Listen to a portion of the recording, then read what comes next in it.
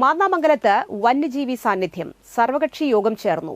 വ്യാജ വിവരങ്ങൾ പങ്കുവയ്ക്കരുതെന്നും social media ഫലപ്രദമായി ഉപയോഗിക്കണമെന്നും മന്ത്രി രാജൻ. മാന്നാമംഗലത്ത് വന്യജീവി സാന്നിധ്യം കണ്ടെത്തിയതിന്റെ പശ്ചാത്തലത്തിൽ പ്രദേശത്ത് റവന്യൂ വകുപ്പ് മന്ത്രി കെ രാജന്റെ അധ്യക്ഷതയിൽ സർവകക്ഷി യോഗം ചേർന്നു. അപകടാവസ്ഥയിലുള്ള മരങ്ങൾ മുറിച്ചു മാറ്റണമെന്നും പഞ്ചായത്ത് മുൻകൈയെടുത്ത് RRT പോലുള്ള സംഘത്തെ ഉപയോഗിച്ച് ജനകീയമായി അടിക്കാട് വെട്ടിത്തെളിക്കുന്ന പ്രവർത്തികൾ നടത്തണമെന്നും മന്ത്രി നിർദ്ദേശിച്ചു.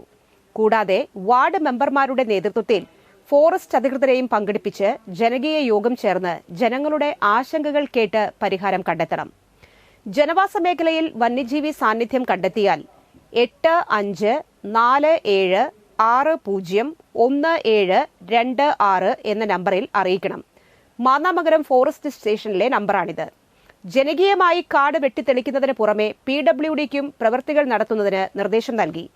ഫോറസ്റ്റിന്റെ പട്രോളിംഗ് ശക്തമാക്കും. പോലീസിന്റെ സഹായവും ലഭ്യമാക്കും. കൂടാതെ ഇരുട്ടുള്ള ഇടങ്ങളിൽ വെളിച്ചം ലഭ്യമാക്കാനുള്ള നടപടികളും സ്വീകരിക്കാൻ യോഗം നിർദ്ദേശിച്ചു.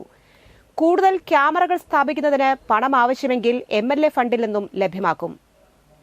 പ്രദേശവാസികൾ ആശങ്കപ്പെടരുതെന്നും വ്യാജ വിവരങ്ങൾ പങ്കുവയ്ക്കരുതെന്നും സോഷ്യൽ മീഡിയ ഉൾപ്പെടെയുള്ള നവമാധ്യമങ്ങൾ ഫലപ്രദമായ രീതിയിൽ ഉപയോഗിക്കണമെന്നും മന്ത്രി കൂട്ടിച്ചേർത്തു.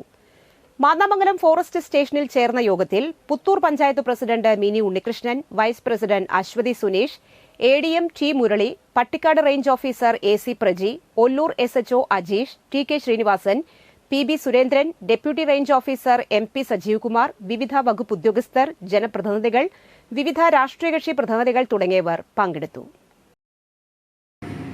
കാടിനുള്ളിൽ ആവശ്യമായിട്ടുള്ള ഭക്ഷണവും വെള്ളവും എത്തിക്കുക, കാടിനകത്തുള്ള ഏതെങ്കിലും വിധത്തിലുള്ള